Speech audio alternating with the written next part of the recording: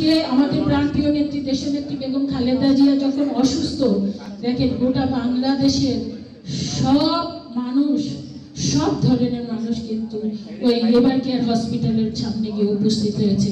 বাংলাদেশের প্রতিটি জেলা, উপজেলা, ইউনিয়ন, সর্ব জায়গায় দেশনেত্রী বেগম খালেদা জিয়ার জন্য দোয়া করছে।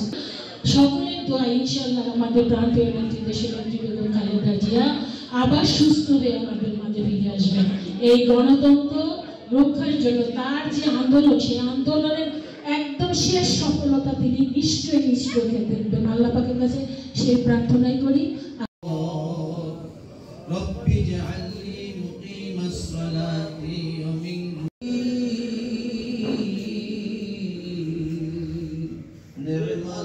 তোমার বান্দারা একত্রিত হয়ে তোমার শাহিদাত উঠাইয়া দিছি গো আয় আল্লাহ, যাহা কিছু তেলাওয়াত হয়েছে ভুল গলতিকে মাফ করিয়া দাও, মাফ করে সওয়াব।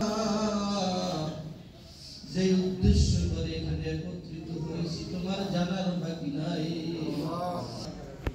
18 কোটি মানুষের মা বেগম খালেদা জিয়া এখনো আছে, আরো থাকবে। দয়া করে মায়া করে আমাদের দোয়াকে ফলাইয়া দিও। নবীজি বলেছে 40 জন লোকের মধ্যে একজন আল্লাহওয়ালা লোক থাকে, মায়া লাগে, ভালো লাগে, তার উসিলা করে আমাদের দোয়াকে কবুল করিয়া নে। লোকেরা হাত উঠাইছে, বাবার বয়সী লোকেরা হাত উঠাইছে, ভাইয়ের বয়সী লোকেরা হাত উঠাইছে, নাতির বয়স। আপনি দয়া করে কবুল করিয়া রে। দেশে জালিম সরকারের নির্যাতনের কারণে দেশে আসতে পারে নাই, আল্লাহ তৌফিক দিয়া দেন, আল্লাহ তার শরীর স্বাস্থ্য ভালো রাখেন, আল্লাহ তার।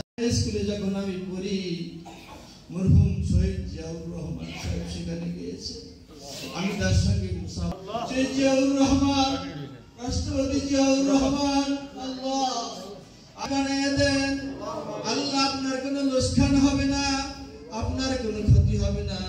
যদি কোনো অন্যায় গুনাহ সন্তান সন্তানের মা বোন ভাই বোনেরা সবাইকে ভালো রাখিয়ে দাও আল্লাহ। সর্বশেষ আল্লাহ তাকে কবুল করে নেন, আল্লাহ তাকে কবুল